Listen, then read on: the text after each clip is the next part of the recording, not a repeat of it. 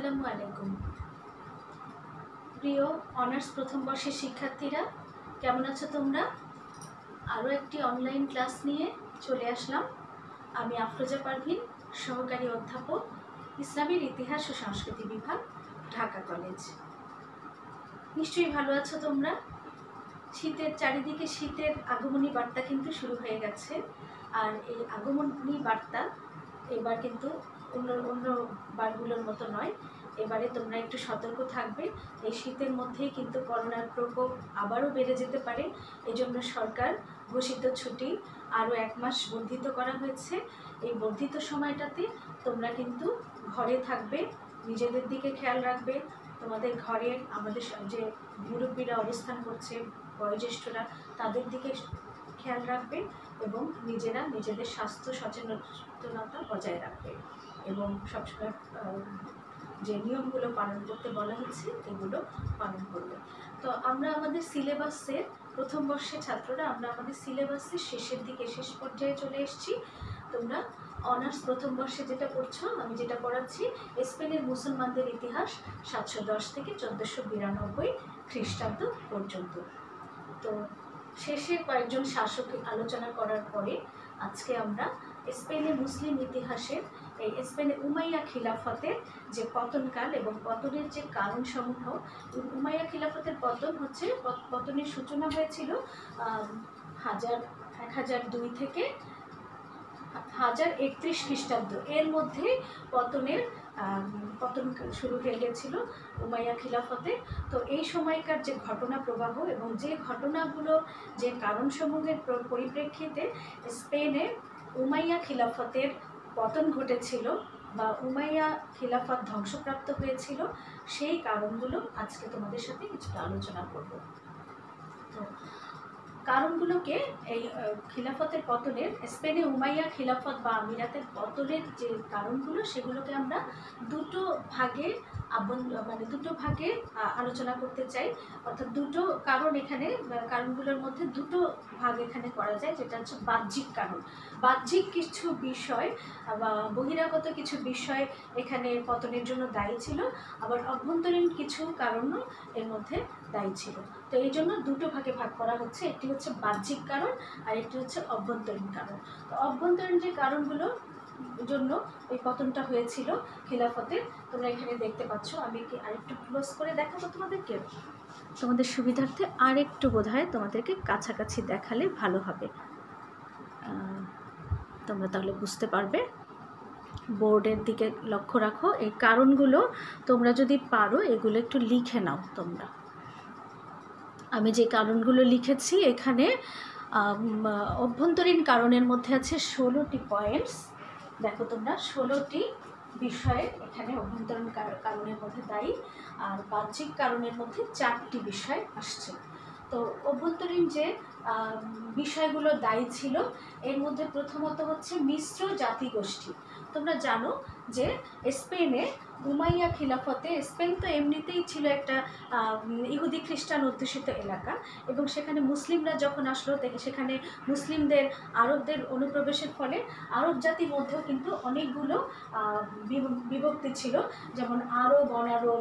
হ্যাঁ, আরবদের তো গোত্রীয় প্রথা তোমরা জানো, যে গোত্রীয় প্রথাগুলোই আরবদের ধ্বংসের মুখে বিরাট কারণ হয়ে দাঁড়িয়েছিল। বিভিন্ন খিলাফত বা বিভিন্ন আমিরাত, যে আরবের যে বিভিন্ন রাজবংশগুলো, এগুলোর পতনের পিছনে কিন্তু তাদের এই গোত্রীয় কলহ বা গোত্রীয় কারণগুলোই বেশি দায়ী ছিল।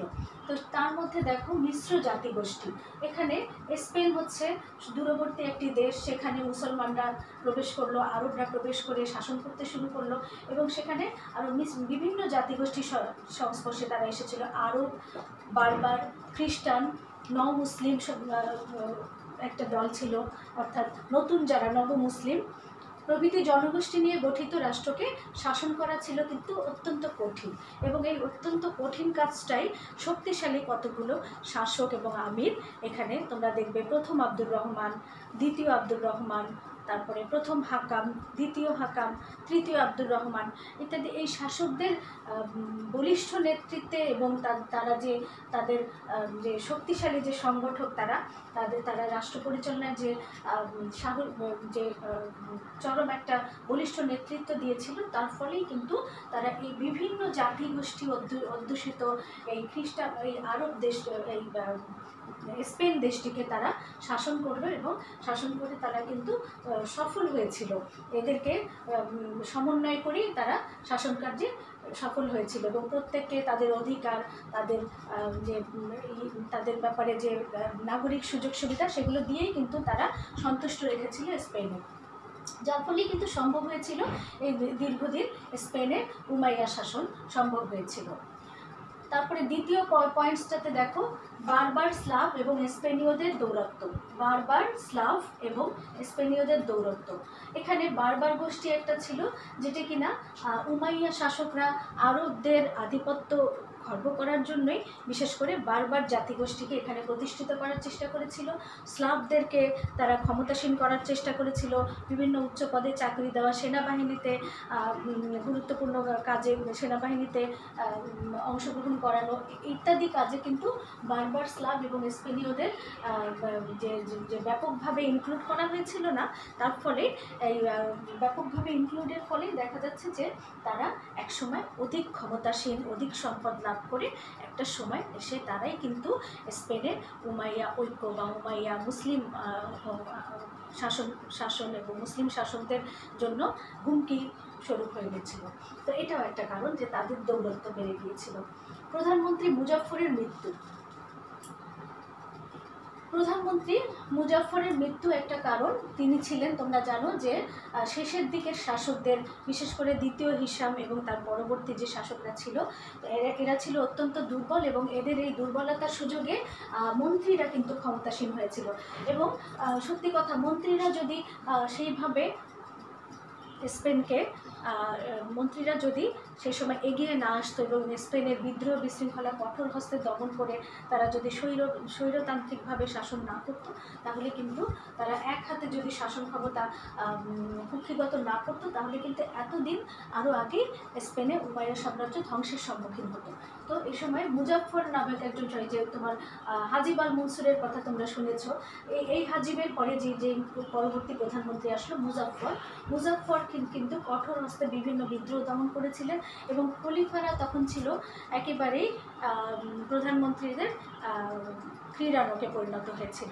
খলিফাদের তেমন একটা পাওয়ার ছিল না, সমস্ত ক্ষমতা কুক্ষিগত ছিল মন্ত্রীদের হাতে এবং তারাই উমাইয়া সাম্রাজ্যকে কিন্তু স্পেনে উমাইয়া সাম্রাজ্য বা আমিরাতকে টিকিয়ে রেখেছিল। তো মনসুরের মৃত্যুর পরে মনসুরের পুত্র মুজাফফর এবং দ্বিতীয় হিসামের শাসনকালে স্পেন সমৃদ্ধ হয়ে ওঠে। ব্যবসা বাণিজ্য, কৃষিক্ষেত্রে ব্যাপক উন্নয়ন সাধিত হয়। মুজাফফরের মৃত্যুর পর আমিরি শাসন ও উমাইয়া খিলাফতের অবক্ষয় শুরু হয়। এই মুজাফফরের মৃত্যুর পরে কিন্তু পরবর্তীতে আমিরি শাসন শুরু হয়, বিভিন্ন আমিররা শাসন করতে শুরু করে এবং উমাইয়া খিলাফতের পতন অবক্ষয় শুরু হয়। অর্থাৎ যখন কিনা এই বলিষ্ঠ নেতৃত্বের অভাব দেখা গেল, তখনই এটা পতন শুরু হয়ে গেল। চতুর্থ পয়েন্টসটা হচ্ছে দ্বিতীয় হিসামের অযোগ্যতা।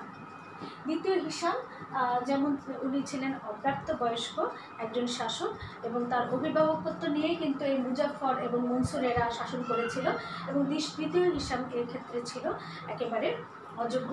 তিনি বিলাস ব্যসনে মত্ত ছিলেন এবং তার কোনো ক্ষমতা ছিল না। তার অযোগ্যতাই কিন্তু পতনের জন্য আরেকটা কারণ হয়ে দাঁড়িয়েছিল। আব্দুর রহমান সাঞ্চলের দুর্বলতা। হিসাবের পরে আব্দুর রহমান সাঞ্চল নামক আরেকজন শাসক, তিনি অত্যন্ত দুর্বল ছিলেন। তার দুর্বলতাও কিন্তু স্পেনে উমাইয়া শাসনের পতনের জন্য দায়ী হিসাবে বলা হচ্ছে। 6 নাম্বার, আমির এবং পরবর্তী উমাইয়া রাজপ্রতিনিধিদের অত্যাচার ও স্বেচ্ছাচারিতা। আমির এবং পরবর্তী উমাইয়া রাজপ্রতিনিধি অর্থাৎ খিলাফতের স্পেনে উমাইয়া খিলাফতের শেষ 25 বৎসরে, মাত্র 25 বৎসরের সময়ের মধ্যে এবং মাত্র 10 জন শাসক, 25 বছর সময়ে 10 জন শাসকের সময়ে কিন্তু উমাইয়া খিলাফত ধ্বংসের দিকে পতিত হয়। এবং এই 25 বছরই স্পেনের উমাইয়া খিলাফতের পতনের জন্য দায়ী, এবং সেটাকেই বলা হচ্ছে আমির এবং পরবর্তী উমাইয়া রাজপ্রতিনিধিদের অত্যাচার ও স্বেচ্ছাচারিতা।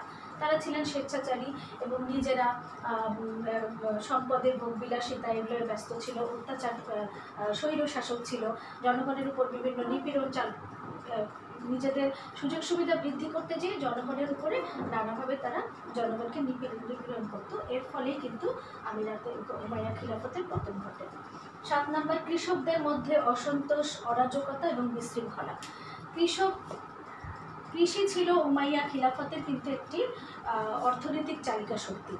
কৃষিতে ব্যাপক তাদের অর্থনৈতিক উন্নয়ন ঘটে কৃষির কারণে, এবং স্পেন ছিল সে সময় যেমন শিল্প নির্ভর তেমন পাশাপাশি কৃষিকাজও তাদের ছিল, পারদর্শিতা ছিল। তো এই কৃষকদের মধ্যে অরাজকতা, বিশৃঙ্খলা, যেটা কিনা যার প্রধান কারণ ছিল উমাইয়া রাজপ্রতিনিধিদের অবহেলা কৃষিক্ষেত্রে, সে কারণে তাদের মধ্যে অরাজকতা, বিশৃঙ্খলা সৃষ্টি হয়। 8 নম্বর, নব মুসলিমদের মধ্যে সংঘর্ষ এবং সম্প্রদায় ভিত্তিক রাজনৈতিক দল গঠন। নবমুসলিম কারা?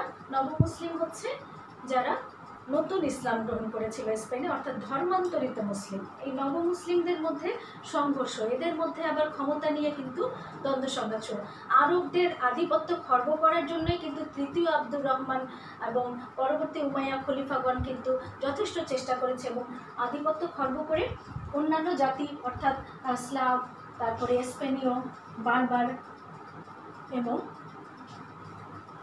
এই নবমুসলিমদেরকে ক্ষমতাসীন করার জন্য প্রচুর বিভিন্ন ব্যবসা বাণিজ্য ক্ষেত্রে উৎসাহিত করেছিল, যার ফলে একসময় এদের ক্ষমতা এত বেড়ে গিয়েছিল যে তাদের নিজেদের মধ্যে ক্ষমতার দ্বন্দ্ব শুরু হয়ে যায় এবং সংঘর্ষ সৃষ্টি হয়। এবং সম্প্রদায় ভিত্তিক রাজনৈতিক দল গঠন। স্পেনে নানা রকমের সম্প্রদায় ছিল, আগেই বললাম যে মিশ্র জাতিগোষ্ঠী, যেমন তোমার মুজারব, আরব, অনারব, বারবার, খ্রিস্টান, নও মুসলিম, এদের বিভিন্ন গোত্রের মধ্যে বিভিন্ন তারা সাম্প্রদায়িক দল গঠন করা শুরু করে। এবং এই দলগুলো তোমরা জানো যে যত দল উপদল, যত বিভাজন ক্ষমতা, ততই কিন্তু সংঘর্ষ এবং নিজেদের মধ্যে ঐক্য নষ্ট হয়। তো এই কারণে নবমুসলিমদের সংঘর্ষ, সাম্প্রদায়িক ভিত্তিক রাজনৈতিক দল গঠন, এটা একটি কারণ হয়ে দাঁড়ায়। 9 নম্বর, সেনাবাহিনীর নৈতিক অধঃপতন। স্পেনের সেনাবাহিনী একসময় খ্রিস্টান, এবং এখানে তোমরা জানো যে তৃতীয় আব্দুর রহমানের সময় তৃতীয় আব্দুর রহমান কিন্তু সেনাবাহিনীর পুনর্গঠন করেছিলেন, এবং সেনা শক্তিকে তিনি শক্তিশালী করার জন্য আরবদের আধিপত্য খর্ব করে এখানে আরবদের যে ব্যাপক হারে এখানে খ্রিস্টান, নও মুসলিম, বারবার এবং স্লাভদেরকে তার বাহিনীভুক্ত করেছিলেন, যাতে তার একটি শক্তিশালী বাহিনী এখানে সৃষ্টি হয়। কিন্তু হয়েছিল ঠিকই, পরবর্তীতে তারা কিন্তু আর সেই নীতিতে অটল থাকেননি, যেই নীতি নিয়ে তৃতীয় আব্দুর রহমান গঠন করেছিল। পরবর্তীতে দেখো তারা বারবার এবং খ্রিস্টান সৈনিকরা অর্থলোভী ছিল, এবং তারা অর্থের জন্যই কিন্তু মূলত যুদ্ধ করত। ন্যায় নীতি নৈতিকতার বালাই তাদের মধ্যে ছিল না। অর্থাৎ পরবর্তীতে খ্রিস্টান বিভিন্ন যে উত্তরাঞ্চলে যে খ্রিস্টান রাজ্যগুলো আছে, এগুলো যখনই তাদেরকে অর্থলোভে প্রলুব্ধ করলো, তখনই কিন্তু তারা মুসলিম বাহিনীর দল ত্যাগ করে খ্রিস্টান বাহিনীর পক্ষে যুদ্ধ করেছিল।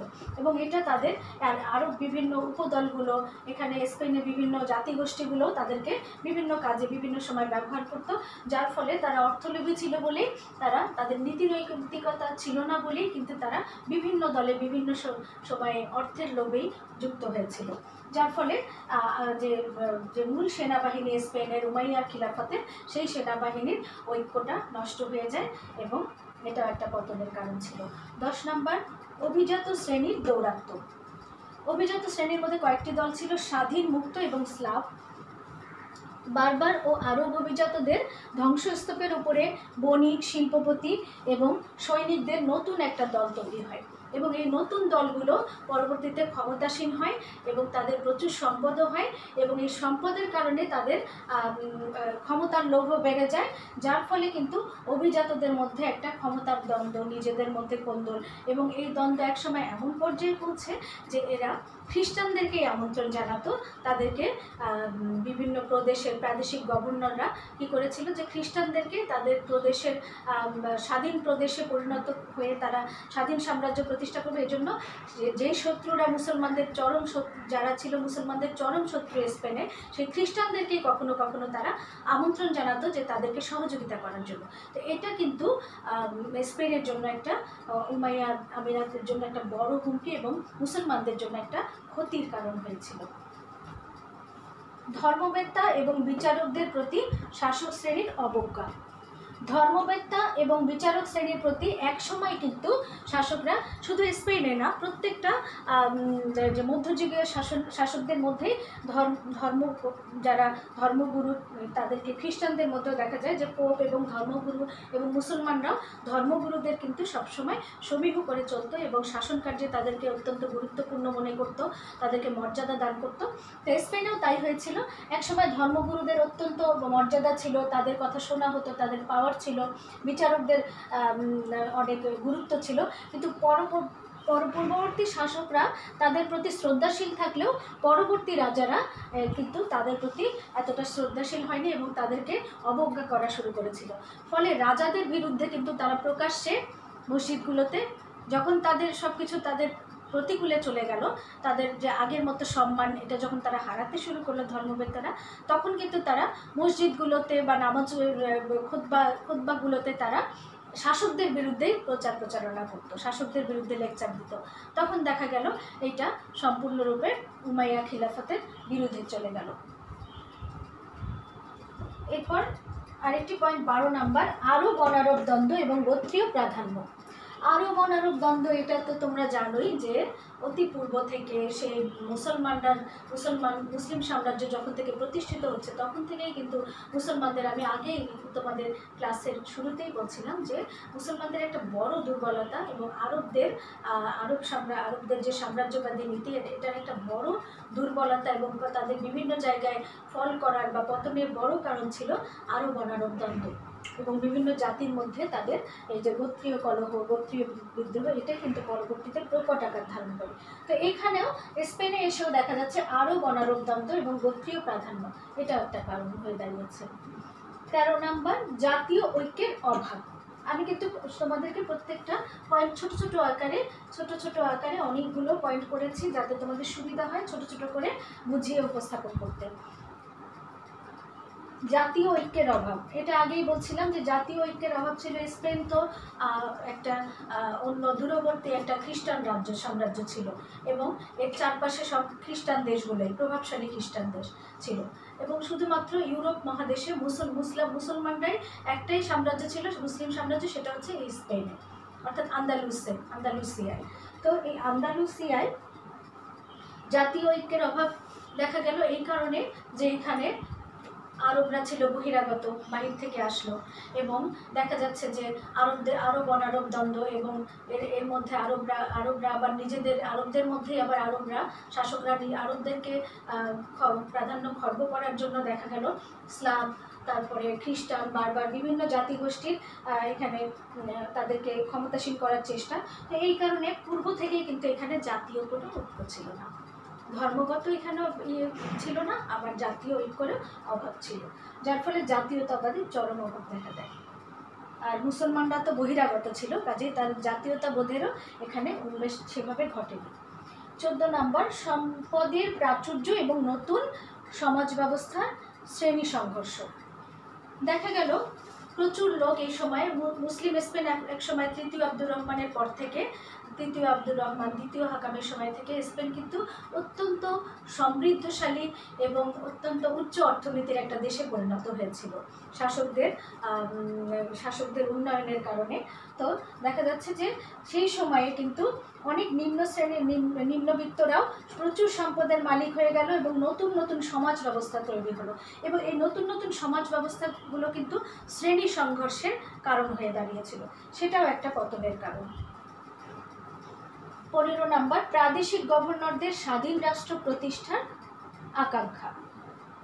প্রাদেশিক গভর্নররা এই রাষ্ট্রের এবং এই যে তোমার খলিফাদের দুর্বলতার সুযোগে এই সময় বিভিন্ন প্রদেশের প্রাদেশিক গভর্নররা কি করলো, এরা কিন্তু নিজেরা নিজেদের রাজ্যগুলোকে ছোট ছোট রাজ্যগুলোকে স্বাধীন হিসেবে শাসন করার জন্য, স্বাধীন শাসক হিসেবে শাসন করার জন্য এরা কি করলো যে কি বলে স্বাধীন করার জন্য সিউটার গভর্নর ইবনে হাম্মুদ এবং মালাগার ইয়াহিয়া এরা তোমার খ্রিস্টানদেরকে এখানে আমন্ত্রণ জানানো শুরু করলো। খ্রিস্টানদের সহযোগিতায় তারা স্বাধীন রাষ্ট্র পরিচালনা এবং খ্রিস্টানদেরকে পুনঃ তারা আহ্বান জানানোর ফলে খ্রিস্টানদের ডিমান্ডও একসময় বেড়ে গেল।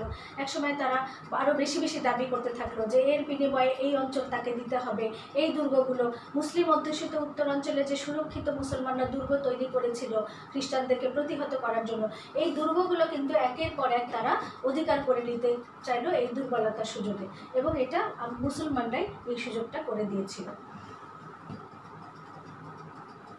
16 নম্বর, মুজাফফরের মৃত্যু এবং বনু আমিরের পতন। তো তোমরা জানো যে শেষ একজন প্রধানমন্ত্রী মুজাফফর ছিল অত্যন্ত শক্তিশালী এবং কঠোর হস্তে তিনি বিদ্রোহ বিশৃঙ্খলা দমন করে ক্ষয়িষ্ণু সাম্রাজ্যটাকে টিকিয়ে রেখেছিলেন, যেখানে খলিফারাই ছিল দুর্বল, উমাইয়া খিলাফতের খলিফারা।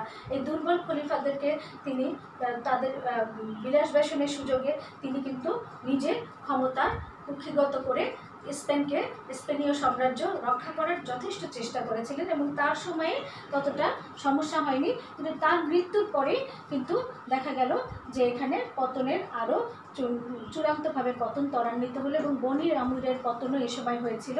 বনু আমিরের পতনের ফলে স্পেনের চূড়ান্ত পতনের একটা কারণ হয়ে দাঁড়ায়। এরপরে এগুলো ছিল অভ্যন্তরীণ কারণ এবং এই কারণগুলোর পরবর্তীতে আরও কিছু কারণ, সেগুলো হলো বাহ্যিক কারণ। এই বাহ্যিক যে সমস্ত ঘটনা প্রবাহ স্পেনে উমাইয়া আমিরাতের পতনের পিছনে দায়ী ছিল, সেই বাহ্যিক কারণগুলো আমি বলছি। 1 নাম্বার, তোমরা দেখতে পাচ্ছ, আমি আবার একটু তোমাদেরকে ক্লোজ করে দেখাই, তোমরা একটু দেখবে আর তোমরা পারলে এগুলো লিখে নেবে। লিখে নিলে তোমাদের আনসারটি তৈরি করতে সহজ হবে, সুবিধা হবে। তোমরা দেখো স্পেনের ভৌগোলিক অবস্থান এখানে দায়ী ছিল, কারণ স্পেন ছিল সুদূর তোমার ইউরোপের একটা অঞ্চল, পশ্চিম ইউরোপের একটা দেশ। তো এই ইউরোপ মহাদেশে গিয়ে মুসলমানরা শাসন করা, যেখানে চারপাশে আছে তোমার খ্রিস্টানদের শক্তিশালী ঘাঁটি, সেখানে এই ভৌগোলিক অবস্থান তাদের পতনের জন্য একটা কারণ ছিল। শীতকালীন বরফের পতন, এখানে কিন্তু আরবরা ছিল হচ্ছে উষ্ণ প্রাকৃতিক অঞ্চলের লোক, সেখান থেকে শীতকালীন অঞ্চলে যখন তারা শাসন করতে শুরু করে, এই স্পেনে যখন তারা শাসন করে, গ্রীষ্মকালে তাদের খুব একটা সমস্যা হতো না, কিন্তু শীতকালে সমস্ত যুদ্ধ বিগ্রহ পরিত্যাগ করে তারা কিন্তু চলে আসতো, কারণ শীতের দেশের এই শীত বা বরফের পতন এটা তারা দেখেনি, এটা সামলানো তাদের জন্য কষ্ট হয়ে যেত। তখন কিন্তু তারা এই প্রকৃতিগত কারণে তাদেরকে কিছু কারণে পিছপা হতে হয়েছিল। 3 নাম্বার কারণ হচ্ছে উত্তর আফ্রিকার ফাতেমীয় সাম্রাজ্য। এ সময় পাশাপাশি শক্তিশালী একটি মুসলিম সাম্রাজ্য সবসময়ই স্পেন অধিকার করার জন্য চেষ্টা করেছে, বারবার আক্রমণের চেষ্টা করেছে। এই কারণে এটাও একটা কারণ ছিল। ফাতেমীয় সাম্রাজ্য, পার্শ্ববর্তী শক্তিশালী ফাতেমীয় সাম্রাজ্যের সাথে পুনঃ সংঘর্ষ, এগুলো সবই কিন্তু বহিরাগত বা বাহ্যিক কারণ আমি বলছি। দেখো, বাহ্যিক কারণ। এবং 4 নাম্বার, অভ্যন্তরীণ ক্ষমতার দ্বন্দ্বে খ্রিস্টানদের হস্তক্ষেপ। ক্ষমতার যে দ্বন্দ্ব, এই ক্ষমতার দ্বন্দ্বে খ্রিস্টানদের হস্তক্ষেপ কামনা করেছিল এবং অভ্যন্তরীণ এই দ্বন্দ্বকে বেশি করে কাজে লাগিয়েছিল মাহদি। ক্যাটালনের শাসকের কাছে তিনি মাহাদি চেয়েছিলেন, ক্যাটালনের শাসকের কাছে হস্তক্ষেপ কামনা করেছিল এবং সুলাইমান ক্যাস্টাইল এবং লিওনের শাসকের কাছে সাহায্য কামনা করেছিল। তো এগুলো ছিল বাহ্যিক কারণ। এই অভ্যন্তরীণ এবং বাহ্যিক কারণগুলোর পরিপ্রেক্ষিতে কিন্তু এগুলো তোমরা সুন্দর করে লিখে নেবে। এই কারণেই উমাইয়া সাম্রাজ্যের পতন চূড়ান্তভাবে ধাবিত হয়েছিল। 1100 খ্রিস্টাব্দে স্পেনের উমাইয়া সাম্রাজ্য খণ্ড বিখণ্ড হয়ে পড়ে এবং প্রত্যেক প্রদেশ স্বাধীনতা দাবি করে। আরব, স্পেনীয়, স্লাভ এবং বার্বার নেতাদের নেতৃত্বে মুলুকুল তাওয়াইয়া নামক বহু ছোট ছোট রাজ্যের উত্থান হয় বা প্রতিষ্ঠিত হয়। এই তাইয়েবা নামক এই রাষ্ট্রগুলো বা মুলুকুল তাইয়েবা নিয়ে আমি একটা ক্লাস নিয়েছিলাম, তোমরা দেখবে, তোমাদের ইউটিউবে আছে। এই মুলকুত তাইয়েবা নামক ছোট ছোট রাজ্য প্রতিষ্ঠিত হয় এবং 1031 খ্রিস্টাব্দে সীমান্তবর্তী 3টি প্রদেশ ব্যতীত আল আন্দালুসের 13টি শহর কম বেশি স্বাধীনতা ঘোষণা করে। এভাবেই কিন্তু স্পেনে উমাইয়া আমিরাতের চূড়ান্ত পতনের সূচনা হয়। তো আজকের আলোচনা এখানেই শেষ করতে চাচ্ছি।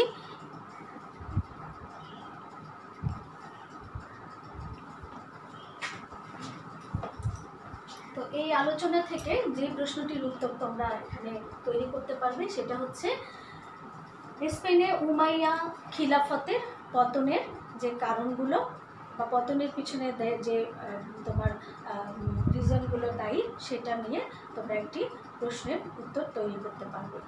তো আজকের ক্লাস এই পর্যন্তই। পরবর্তী ক্লাসে আরও একটি এরকম বিষয় নিয়ে উপস্থিত হব। সে পর্যন্ত তোমরা ভালো থাকো, নিরাপদে থাকো এবং নিয়ম মেনে চলো, স্বাস্থ্যবিধি মেনে চলবে। আল্লাহ হাফেজ।